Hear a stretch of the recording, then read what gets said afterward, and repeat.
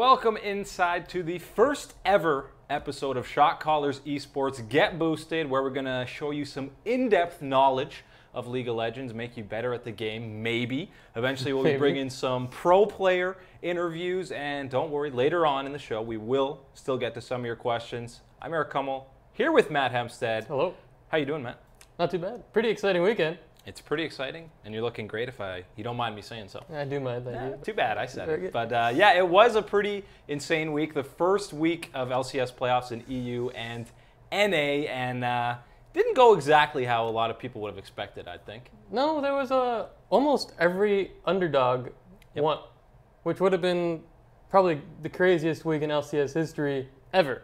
Let alone one upset, but there were almost four. Yeah, there was the potential for all of them, and usually, especially in the quarterfinal rounds, it's pretty favorites win pretty handily, but not the case at all. First game of the weekend, UOL and Misfits, which was by far the least close in any way, but I think most people would have thought UOL would win, and they got destroyed. Yeah, it was definitely UOL's, I would say, heavy favorites, because Misfits going in were like, can they perform in the late game? And generally the answer was no. And the Unicorns were this team-fighting team who just understood how to perform when it mattered most late in the game. But against Misfits, it all fell apart, and it was very one-sided.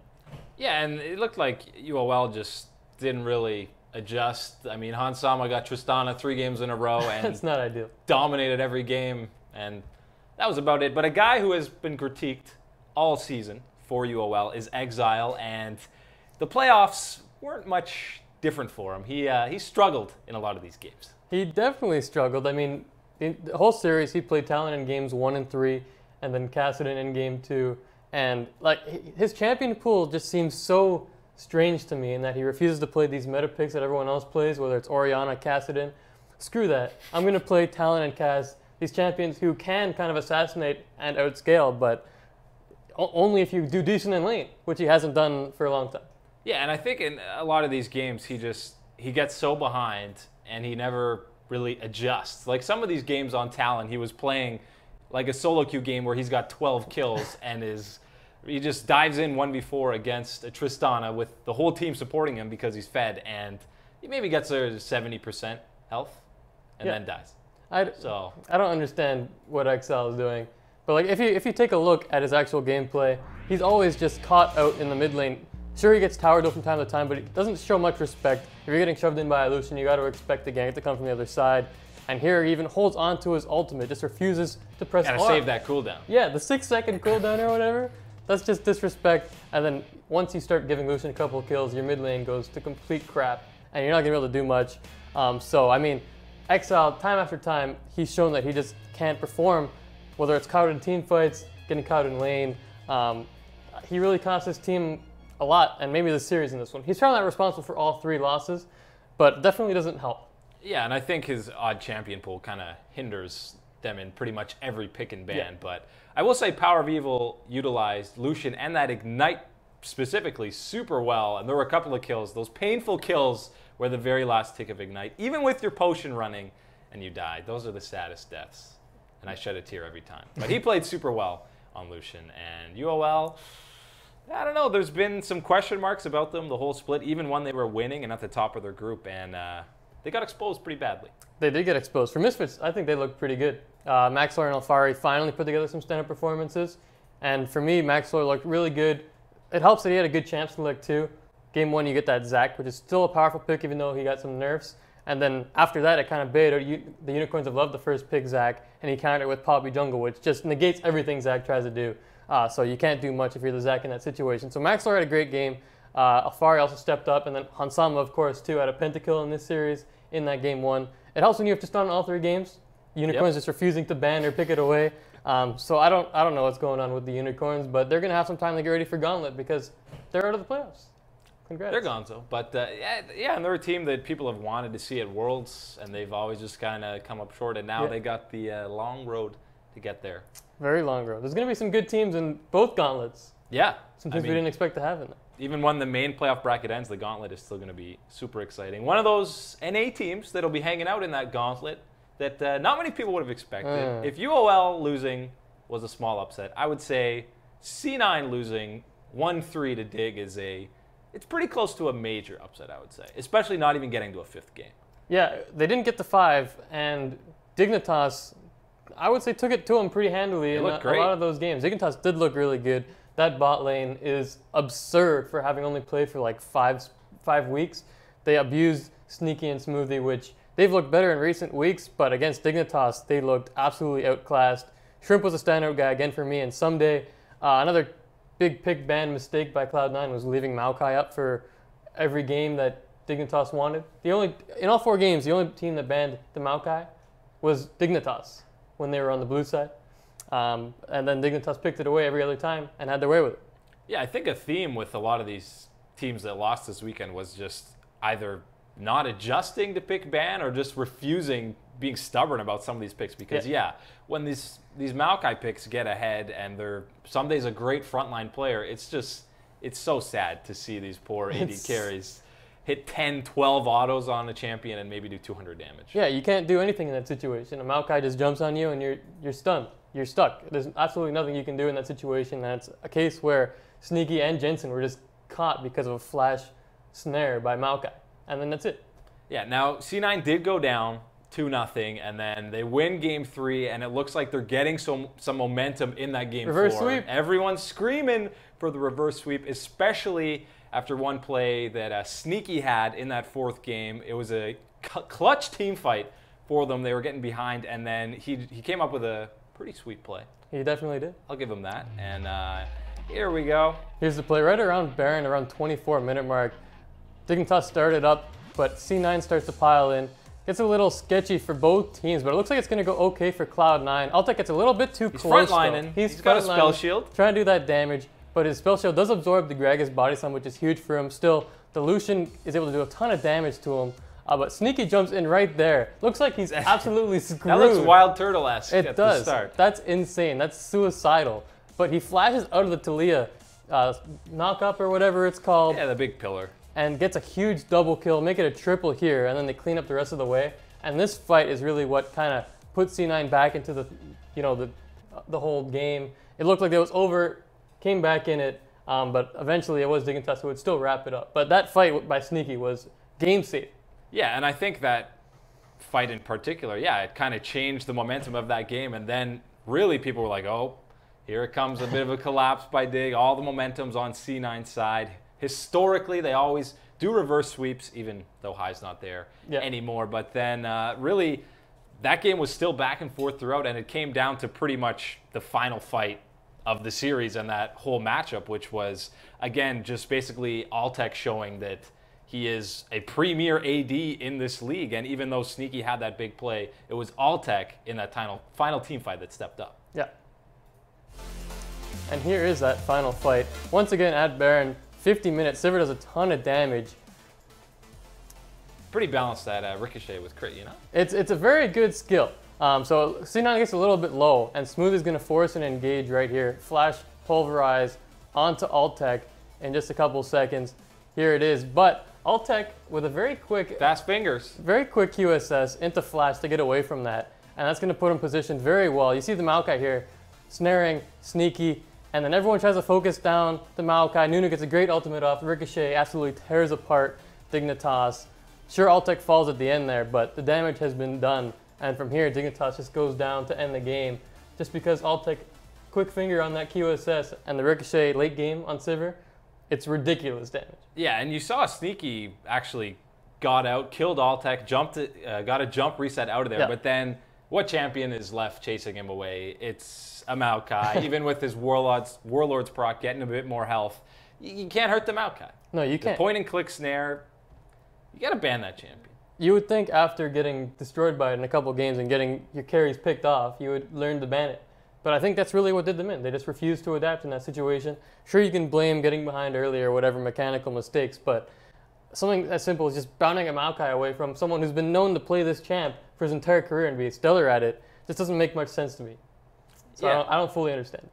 Yeah, I mean, it's just, there were a lot of weird pick and bans throughout a lot of these series. But a guy we haven't even talked about is the probable MVP of the NALCS, getting a lot of flack because his team lost in the first round. How can he be MVP if he lost? Right, it is a regular season award, as people like to point out. But is there much deserved flack towards Jensen? I don't think he was really that bad in this series for C9. He was, I would say he was average, which for Jensen is bad. Yeah. Which is why people are like, this guy's not MVP, he didn't carry and get double-digit kills like he does all the time, which is pretty unfair. You're on a playoff stage against teams that are planning to stop you specifically because you've been the carry of Cloud9 the entire season long, and especially against a Maokai. Really doesn't set yourself up that great. As a Cassiopeia, it's not easy to just, hold off Maokai snare. So it's too much flack for me. He performed well. He had some great, ganks as well. And so I think he was fine. You can't blame the whole series on it.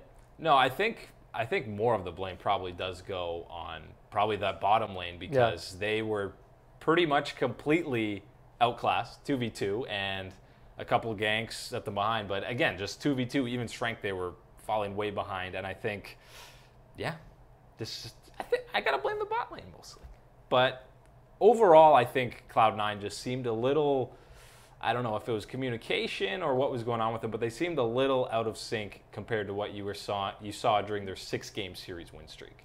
Definitely out of sync, yeah. It wasn't the same team that won 6 straight games. Definitely not. So pretty strange. Going back to pick and bans, even in game 1, something was up immediately when in their first rotation, Dignitas took J4 and they countered with Kassadin and Twitch, giving away the mid and the AD carry, which you don't see happen very often. Those are not common priority picks that teams are picking up. Especially not Cass. And Twitch early on is very dangerous, especially when you see a J4 already picked. Someone who can just ulti onto you and prevent your escape. Confusing. And then again, you don't ban the Maokai, someone who can just snare onto a Twitch. I don't get it. Yeah, and I think even Cassiopeia's, you want to be picking different champions for Jensen. I think there's some other ones you could pick that he would more fit his playstyle, where he's trying to basically hard carry the whole team. I don't know. But before we go on, I guess I'll take an Adrian once again. Shoutouts, they were great. And no credit taken away from Dignitas. Yes, C9 might not have been at their best, but Dig looked great and definitely a team deserving heading to the semis. Yeah, you can't take anything away from these guys. Even with Altec playing Caitlyn, a champion that we all thought was nerfed and wasn't going to see much play. Her early game's not as good, but late game still does a lot of damage. And Altec showed that off, and then his Twitch, his ability to just hide around the corner with his stealth and then open up fire was disgusting in game 2. Oh yeah, he completely turned around a lot of those team fights where he just came in, not even with any support, just 1v3 whoever with his ult, and completely changed the tides of the fight. It was insane. Yeah, but Sunday, that's Saturday wrapped up. Oh. Sunday, probably what people thought would be the most one-sided series, G2 against Splyce, turned out to be pretty insane.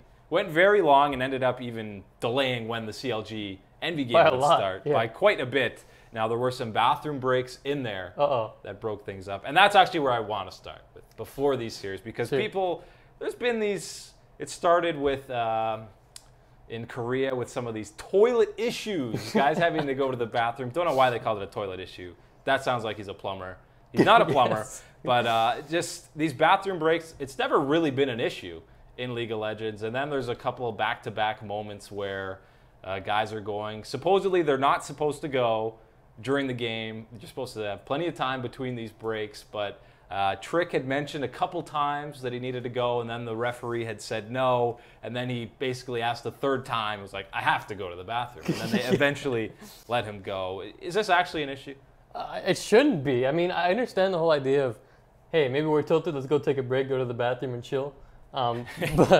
But who doesn't want to do that? Even the only reason the G2 thing happened was I think Perks was also like, I need to go to the bathroom as well. And then you're like, all right, we can't have the entire team pissing themselves on stage. That'd be a bad look.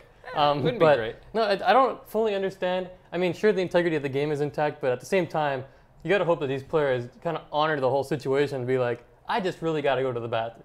Yeah, and they're also supposedly accompanied by a referee to the bathroom. Probably not like into the stall, I would hope, if they're going to stall. But I'm not sure. I don't think they're talking about the game at all. I think it's just nature calls. You got to answer. Yeah. So and for Jensen, he was feeling sick. Like if you're gonna vomit or something, and you're denied, it's like, hold on a second. Yeah, those are nice keyboards. You don't want puke in between all the keys. Yeah, we need to keep the equipment fine first, and then your health comes second. But like, just let them go to the bathroom. Yeah, let it happen. Anyways. It's a basic right. It's a basic right to go to the bathroom. It is. Most people were picking this series in 4 for G2 at best, but it ended up being, as I said, an insane 5-game set, 50-minute Game 5, and I think Splyce looked a lot better than people were expecting. Splyce looked really good, and for a team that doesn't have a coach, their pick ban was okay, pretty good most of the time. Game 2 to pretty good. Game 2 was a bad pick and ban, but still, for a team that is coachless, to put together these compositions and this gameplay was very impressive, and they went Game 5 against the Kings of Europe. Yeah, and I think in that Game 1, it kind of showcased the power of their team comp. Just, I mean, got some clips of it, just how unstoppable this Bash brother trio that they had of Kummel, Jarvan, and the Galio mid. As an AD, there's pretty much nothing you could do. No, there's absolutely nothing you can do. The key here is the Morgana, because without the spell shield on this Camille, he's just going to get Tristana ulted right out of the situation. Right. So that spell shield right here, you put your ulti on the Tristana, the jump just cancels, you know. And then Galio comes flying and knocks up. Sven is absolutely destroyed. But hold on, gets the lantern. Looks like everything's okay. Yeah. He resets. But he's instantly taunted out of that lantern. Right, he's taunted out of the lantern. And then Trashy kept his ultimate on Jarvan. Sven flashes, that looks like he's good. Nope, Jarvan follows him, Galio follows him. The focus is spectacular from Splyce, and this cheese strat is what G2 kind of referred to it as after the game. Really just turned the tides, because they were losing in this game for a while until they figured out, hey, this combo is disgusting, and if we just kill Sven, we win the game. I don't know how that's cheese. I mean, that's just a super CC. I think he was a little salty. He's a little salty there, but I don't know what you're supposed to do if you're Sven in that situation. You saw him use all his cooldowns. I guess you just save your rocket jump because you know it's going to get interrupted, but like you're still dead instantly there anyways, and I don't think, even if he flashes out and then jumps, they're all blowing their flashes on you anyways. And that happened a couple times in that game where if you're Sven, you're just like, okay, I guess I'm dead. Dead twice with my GA. It's tough to counter that. Yeah, I mean, I think he played that pretty well. If that was me, I would have died very quickly. Even with the lantern, help him get out of there. Just spectacular. But yeah, that combination helped Splyce win Game 1. It was the reason they won Game 1. And it was all back to champ select. But it took them a while to figure it out and iron out that strategy. A couple of times, Camille would be too far away from Morgana and it just wouldn't work, because Tristana would just ult you out of the Camille ulti. But after that, man, they figured it out, took Game 1, and then they looked pretty decent the rest of the way. They were always close. I think they won the early game in like every single contest.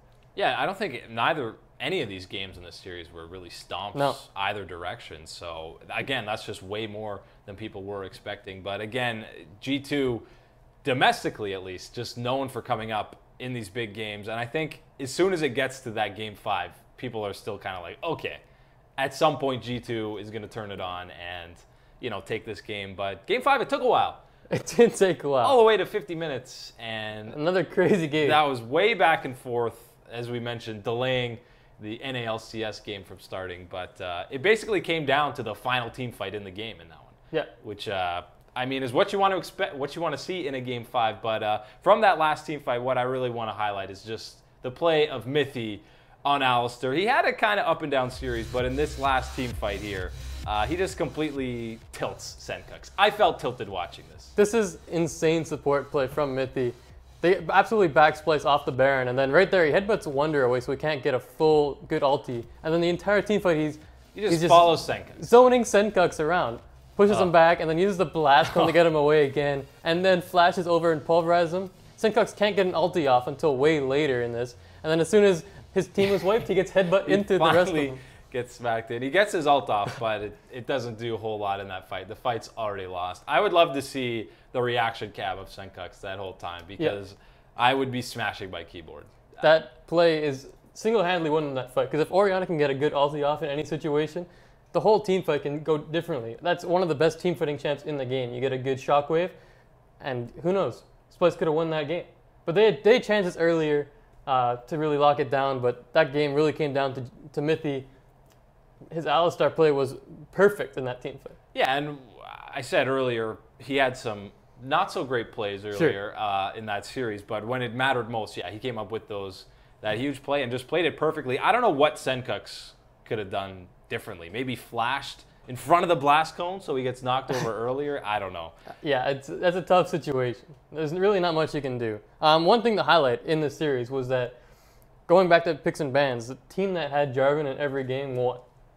And going into Game 5, if you're Splyce and G2 has the first pick, I think you got to ban Jarvan away because it was a game changer in this series. For whatever reason, some series you don't see Jarvan picked or banned or whatever, but in this one it was crucial to engages, whether it was on Expect, whether it was on Trashy. It really was a champion that turned the tides. Yeah, and I think that's something about adapting to a particular series, because maybe coming into this set, they weren't expecting Jarvan to be such a high priority pick. But when you see the impact he's having on each and every game, I think, yeah, it's got to change in your game plan, and that's something you've got to talk about in between games and maybe adjust how you're banning things. But the one pick and ban thing that stood out for me this whole weekend in the playoffs is 16 of the 17 games in the EU and NALCS, Tristana was picked or banned.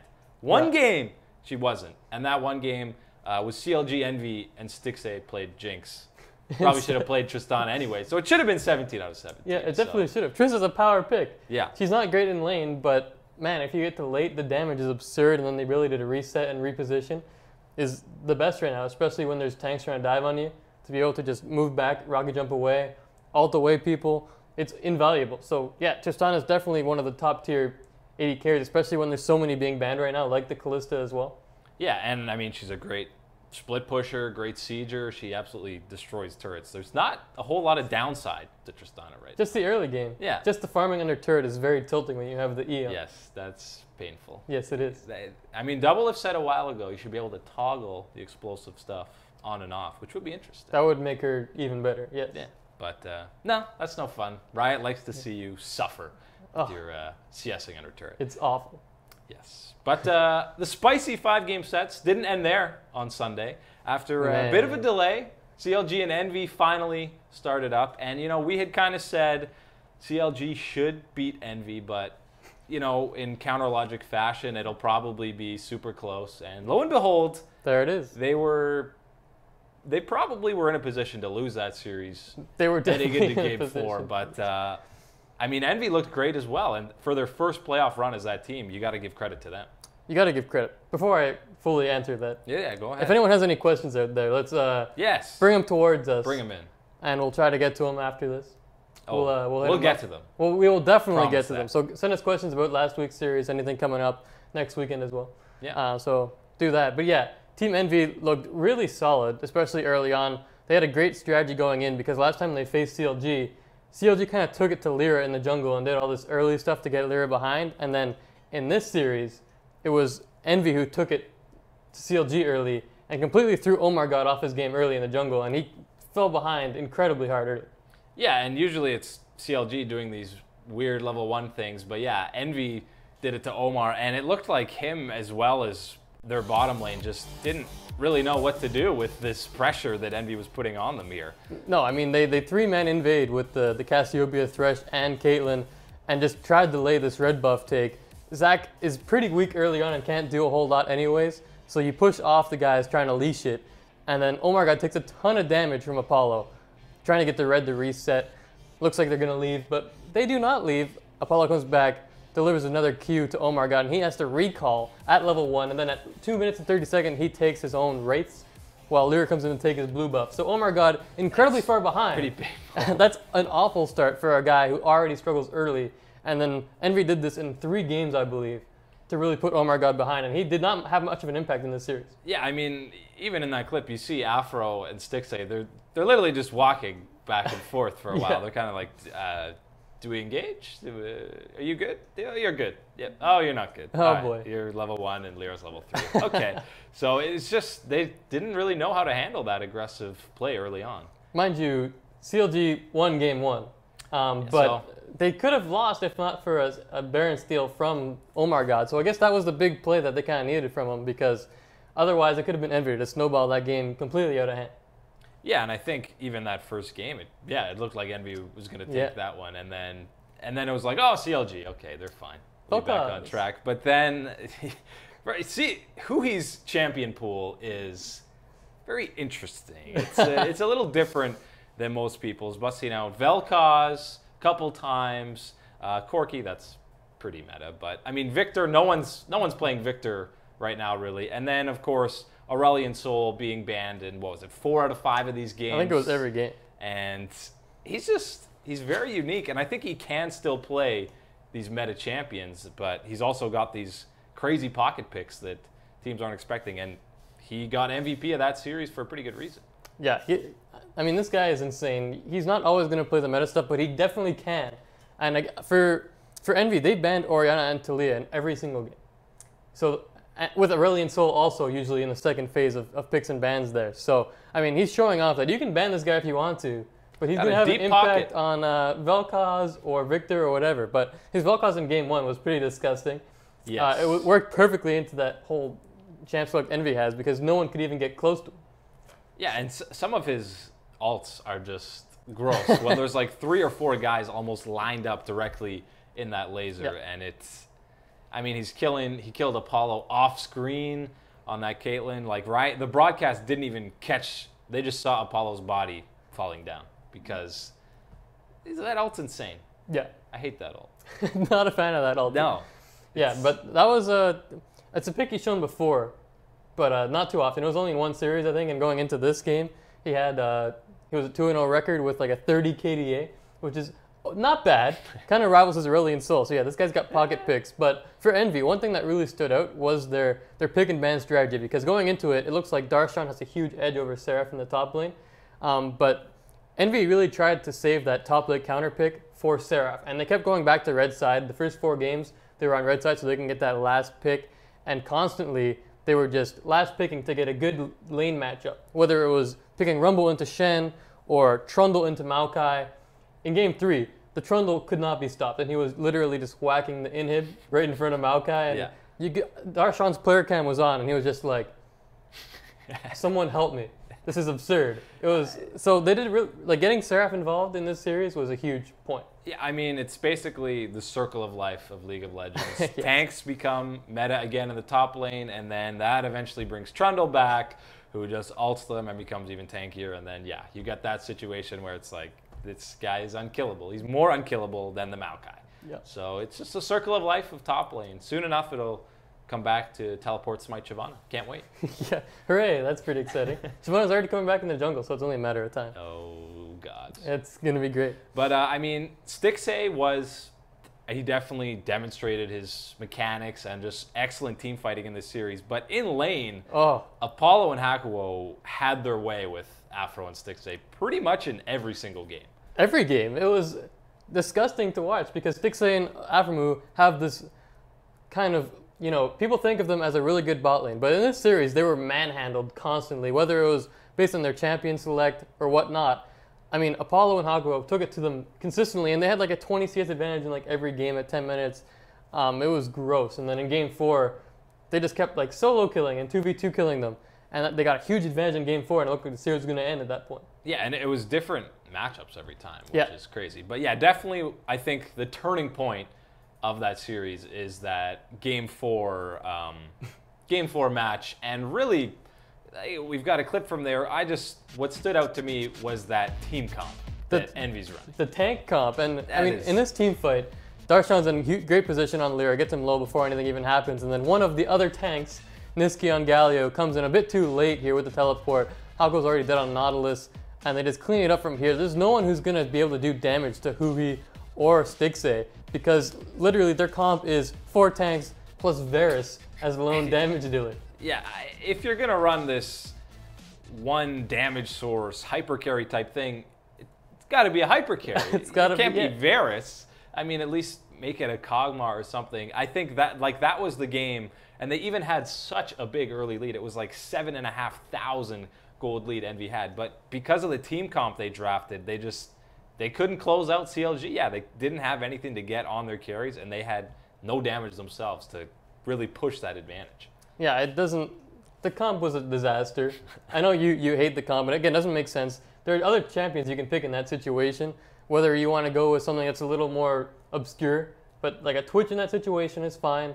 Even like Jinx, even though you don't have a lot of escape, that's an option there too. Anything that can carry a game on themselves, because Varus, although it's a good champion, it's still more sustain based and isn't going to take over a game by himself. Yeah, you need more damage sources. There were at least 3 or 4 AD carries that they could have put in there if they wanted to go that way with such a frontline heavy team. And I really liked Hackwell playing Nautilus. I thought it was kind of a pick you haven't seen much, and he was really good on it, but too tanky.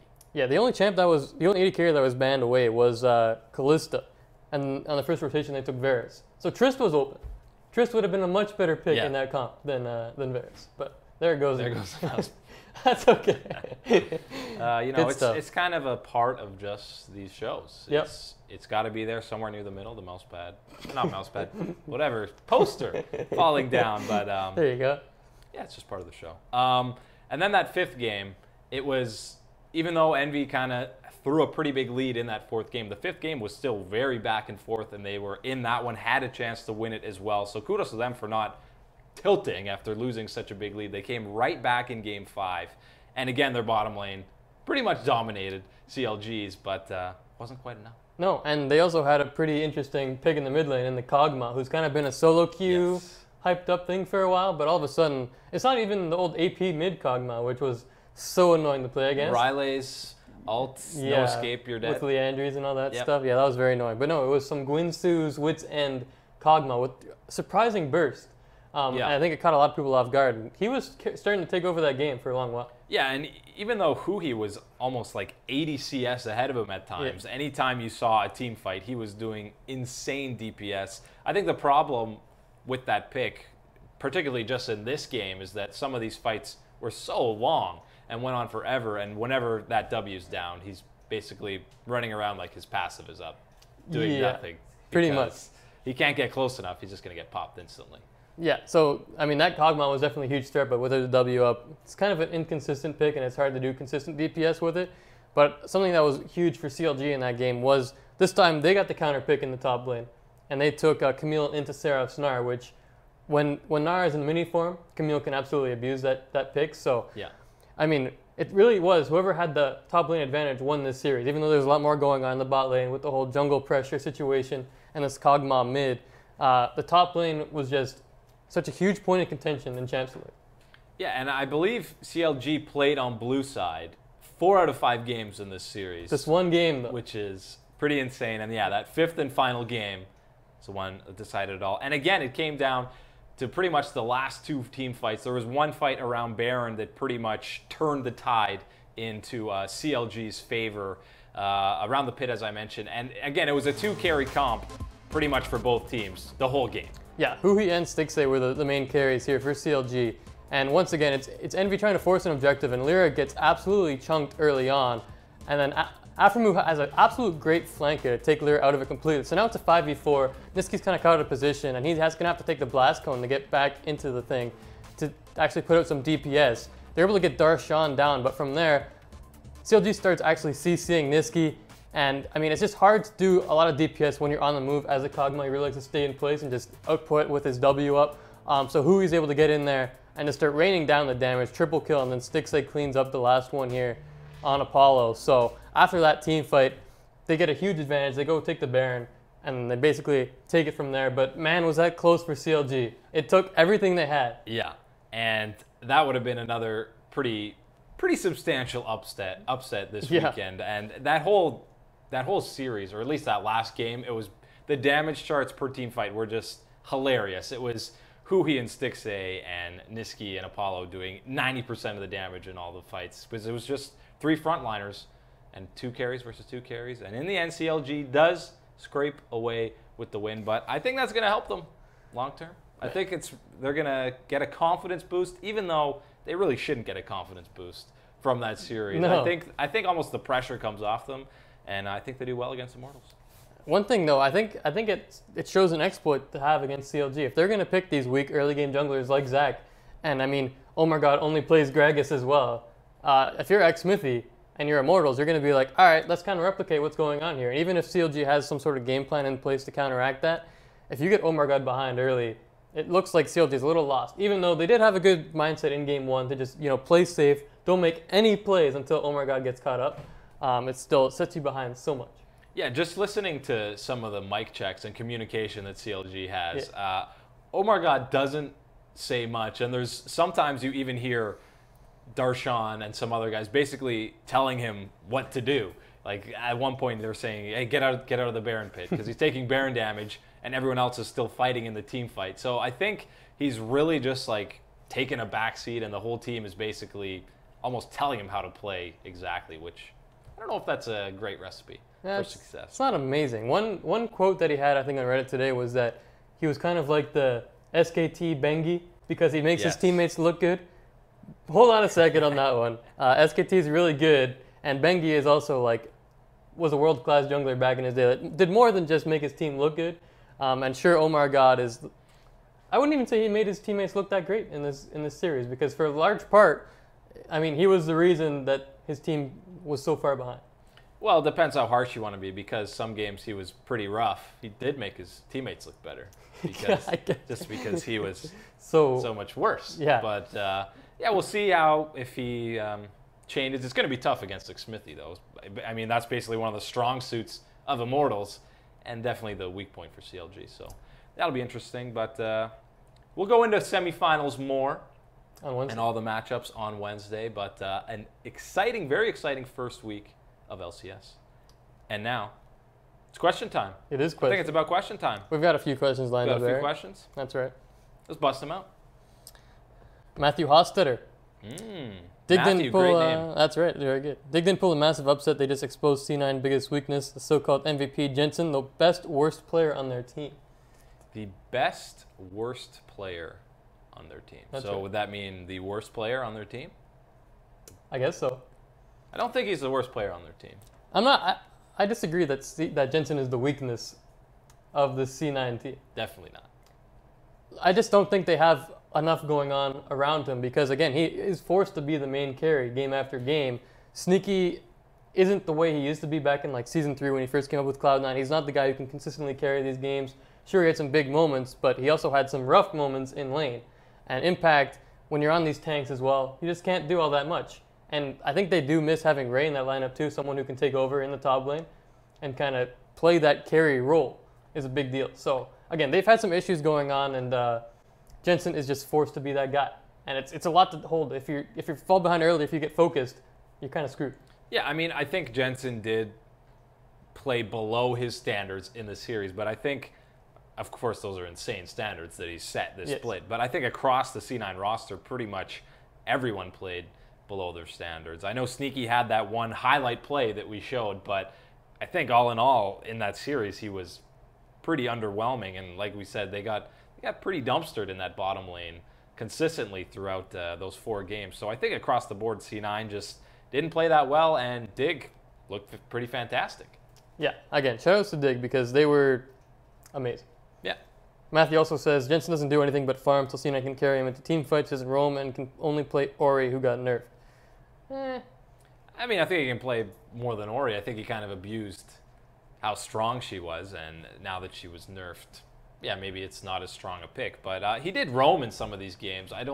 He's kind of like a Froggen type, where he'll focus on farming and just get really ahead, so that in those team fights, pretty much regardless of how the other lanes are doing, he can still be super fed, or not super fed, but farmed enough that he can carry these team fights. And he did that throughout the regular split pretty consistently.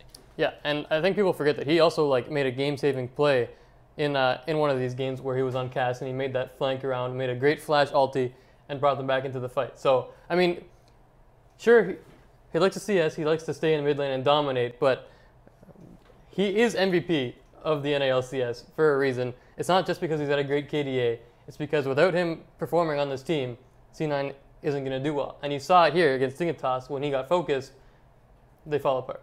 Yeah, I mean, that's his play style. That's what it's been all split, and it's worked pretty well for them all split. But yeah, Dig focused on it, and C9 didn't have an answer. So good night. Good luck in the gauntlet. Dig, good luck in the gauntlet, where you're going to have to face High. So what happens if they play FlyQuest? Who reverse sweeps? How's it work? Does High trump the C9 organization? Great question. Well, it's an excellent question. Definitely going to happen. Here's the next question, Eric, if you're ready. Wait. Okay, I'm ready. How can Misfits hit Worlds? Ooh, I mean... It's going to be... They finished. They finished fourth, I believe. It was third or fourth. Did they win the third place match? No, Fnatic did. Right. So they finished fourth. It's a good start. Some points. Yeah. They definitely have to win One of the two. semis or gauntlet. Yeah. So It's going to be tough. they could win the gauntlet. I think they can definitely win the gauntlet. Because right now, you got to imagine it's a. I don't want to assume anything at all after the week we just saw. Yeah. But it's Fnatic against Misfits in the semis, and G2 against H2K. So it's probably a G2 Fnatic final, but it really could be anything, and everyone out there. I'm not guaranteeing anything, but You guaranteed it. I heard it. So I mean, if G2 wins, they already have the most points. They're probably going to go to Worlds for sure. They're guaranteed. Fnatic already has a lot of points, and already being in semis, they're looking pretty good too. So let's just say that they're in there. Misfits either have to win this split or win the gauntlet. And the gauntlet's going to have teams like the Unicorns and H2K in it, if that's what we're assuming.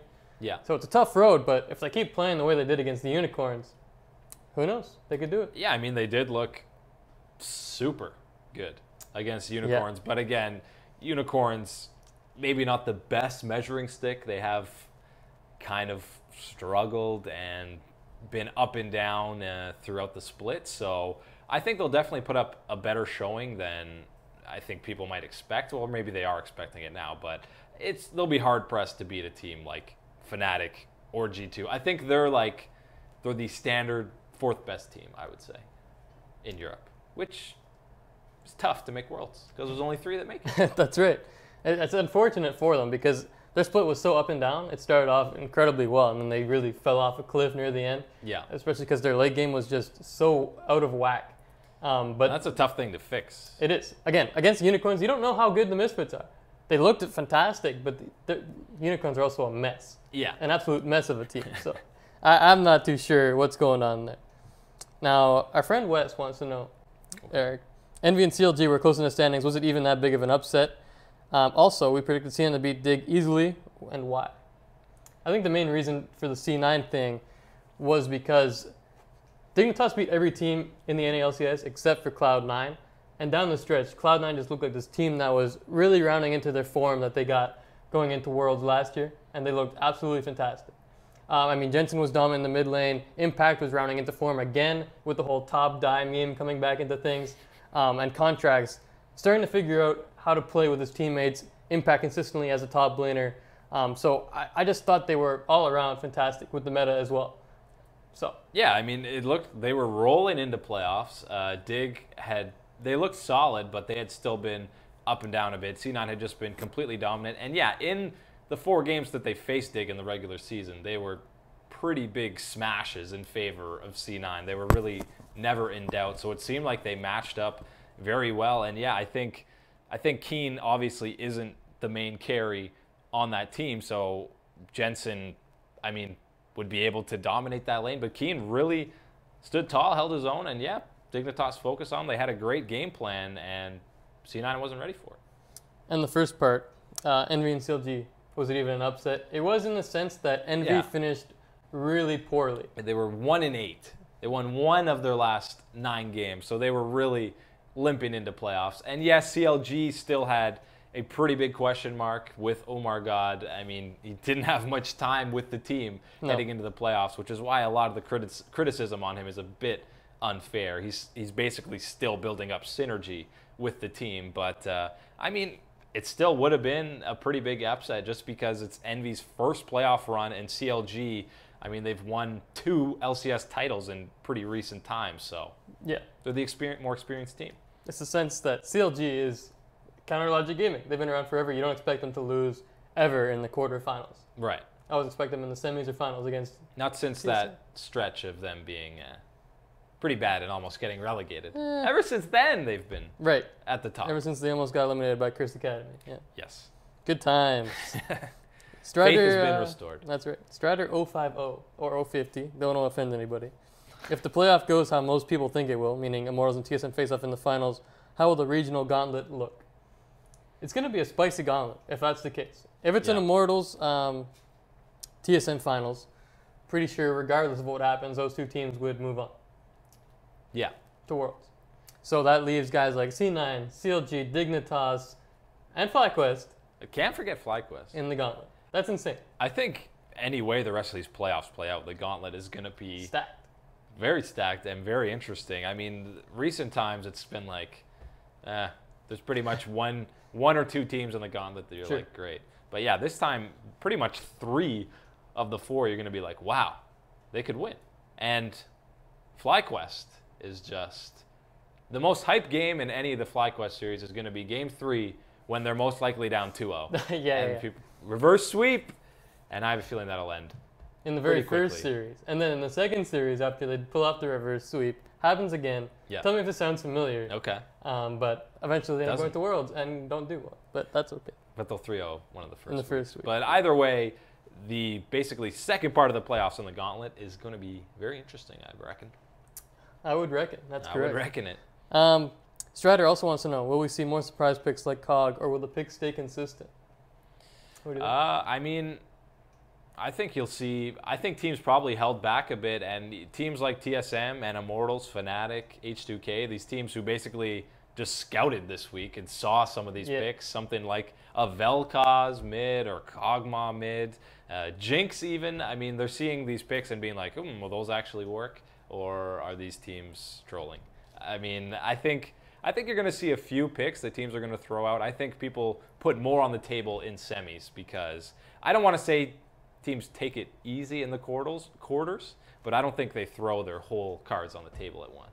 Yes, especially when you're a team like CLG, who really does thrive on some of those weird picks sometimes. Yeah, Huhi's going to bust out something weird. Also, Dignitas, Keen, who can play anything. Shrimp's pretty spicy in the jungle too. Loves that Nunu pick. Give me more Nunu. So it is exciting. Surprisingly exciting because Nunu doesn't really do much, but yeah, the Blood Boil. Nocturne. Oh, we didn't talk about the Nocturne. Yeah, we didn't talk about Nocturne. That was interesting. He said that it's because it's a good matchup against Elise if you're able to like kind of hold your own and get ahead early, but he did not get ahead early. Contracts solo killed him at like level 3. Yeah, but I mean, some of the ganks worked bottom. Yeah. But I think they could have Tank Nocturne. They could have ganked anywhere, any champion bottom, and it might have worked in that series. But I want some more interesting picks. I think a team like TSM will be pretty plain Jane. Seems to work well. They usually are, yeah. They're not just very exciting. Pick the meta picks and beat people. They're good, but man, are they boring. Yeah, boring. Come on. Boo. More Zerath. That's what I want. Zillion mid for Brigson. Maybe, who knows, with all the AD carry bans lately, Kalista gets banned, Tristana, all those guys, maybe Vayne comes out for double. You never know. Oh, boy. That'd be pretty interesting. He's always said that she's pretty trash, but she is trash. For the nostalgia, I'd love to see it. Yeah, I don't think it would happen, but who knows if there's enough AD carry bans. We've seen Jinx. Yeah, some of these games, 5 or 6 are getting banned, so it's nuts. Okay, the Shrimper. What is the weakest of the semifinalists of NALCS? You got 4 teams there: TSM, Immortals, CLG, and Dignitas. I think most people might say CLG. I would say CLG. But I guess after this week you would definitely say CLG, but I think they'll be okay, but that's basically on no merit at all. So I guess the real answer is probably CLG because they struggled pretty severely against Envy. And again, Envy did look pretty solid, but they've got 2 pretty huge question marks in Omar God and that bottom lane, surprisingly enough. Hui was spectacular in that series, and I think Darshan held his own and was a standout in some of the games. But when jungle and your bottom lane are pretty big question marks, that's going to be an issue. Yeah, I was hoping for the bot lane specifically, Afro would have cleaned some things up by now going into playoffs, but he still looks super sketchy, and we didn't even mention this one play when he was on Alistar, and he headbutt Niski towards his own teammates, and Niski got a double kill. It's like, man, you can't make those mechanical mistakes, because if you look at the replay, I'm pretty sure he was trying to do a headbutt pulverize combo, and the pulverize was late, and Niski just went flying over the wall, and it cost his team pretty poorly. Yeah, I mean, Niski got 2 kills out of it. When you headbutt a full health Cassiopeia into your 100 health AD, it's not going to end well. It's that bad. But, I mean, Alistar is basically a champion that Afro has dominated games on and just completely carried with him, which is really weird to see him like mess up a combo like that, which is, you know, pretty routine for guys of his skill level. So I don't know what's going on there. Yeah, I'm not too sure either. But CLG needs to clean some more things up in just a week. Going up against Immortals, who knows what they have up their sleeves. A couple more questions, Eric, and then we're donezo. Benjamin wants to know, does Dig have a shot at Worlds? Man, they looked so good. They got a tough matchup going up against TSM. I mean, they do have a chance in the gauntlet, especially if they have like a rematch with Cloud9 in there. I mean, they seem to know how to handle Jensen, know how to handle that team. But again, C9, I think, would be even more prepared to play them again if they met up again. It's pretty hard to pick them against TSM. So I think the only way they're going to Worlds is through that gauntlet. And I mean, there is a chance they could do it there, but I think that's the only way they're getting there. Yeah, I think Dignitas might potentially be the favorite in the gauntlet if they end up going that route. Yeah. After you saw what they did to C9 convincingly, and then CLG, who knows what's going to happen? Maybe they'll show up stronger next week. But I mean, they already 2-0 TSM this year. So that's, I mean, they've shown they can beat TSM. Who knows if they win, again, if they win this summer split or gauntlet, they go to Worlds. I think there is a way they can get through on points, but it's pretty particular. It gets pretty mathematical. Yeah, and I don't have the numbers in my head right now, but that's basically what they got going on. Final question, Eric. Prediction about NA and EU teams going to Worlds. We already know TSM is locked in, no matter what happens. Yep. I think that's the only Western team that's confirmed so far. Yeah, I feel like G2's G2's very close to confirm. Yeah, they win this series, they're locked in, I'm sure. I mean, I'm hard-pressed to go against... Well, actually, now it's pretty more wide open in NA. Cloud9 seemed like a pretty big lock, but they choked. Now I still think CLG is going to go. Oh, I think they're going to make it. I think they're going to the finals. To be fair, the C9 loss really helps these other teams when it comes to points. Yeah, absolutely. So CLG, all of a sudden, if they get to the finals, the points are racking up. They were pretty bad in spring, so I think they got 20 points or something. Yeah, they didn't get out of quarters, I don't think. No, so, it's not helpful. I like CLG coming out, and I still think C9 takes that gauntlet. Holding it. I think they'll rebound against Dig and like definitely be ready for that rematch. All right, I'll take Immortals, TSM, and Dignitas. I like Dignitas. That bot lane is incredible. No C9, no CLG at Worlds. That would be very interesting. It's going to be weird. And then EU, G2, Fnatic, and H2K. Maybe Misfits does some weird stuff, but I don't see it. I don't think they'll do it. No. I mean, they look great, but maybe H2K will do a classic H2K move, but those are world semifinalist players from H2K. 3/5 of them, at least. 2/5 of them. That's not very many. No, it's not very many. That's not a good argument at all. It's not the best. One final question from Liam. He loves the videos, the top fives, the top 5 CS scores. Will we guys be making more? We do make them every Monday. They come out at 3 p.m. EST. There should be a new one out right now. I should confirm it. Wow. It's the top 5 TSM versus CLG matchups. Potential final in the NALCS. So check that out. Number 6. Check it out, Liam. Yeah, exactly. It's good stuff. I've seen it. Very high quality. Thank you. You haven't Matt seen it makes yet, have you? Because it came out while we were... Oh. Called out. I was peeping over your shoulder. Oh. But that's all the questions. Thank you very much for sending them in. We appreciate them, as always. And we'll be back Wednesday. We're going to be previewing the semifinals in EU and NA. That's right. Matt and I will both be back. It's going to be quite the stream. That's a lot to talk about. There's a lot to talk about. A lot of different pieces going in matchup-wise, and we'll be going through each lane matchup again, going over, and we'll see how off our predictions can be. Couldn't be much worse than last time. We almost went the dreaded 0-4. Yeah. But, CLG and G2. Thank you. Thank you. God bless. Yeah. But yeah, we'll be going over that. We'll be taking more questions from you there. And again, this is just the first episode of Shot Callers Esports. Get boosted. We'll be coming back on Mondays. We'll be giving you more stuff, more in-depth insight into some of these games, and as well, in the future, some interviews with pro players. So you're going to want to watch them. You will. Definitely do. So Wednesday at 5v5 Live is the next stream. Tune in for that. Absolutely. And we'll see you then. That's all the time for today. I'm Eric Kummel, Matt Hempstead. Thank you very much for watching.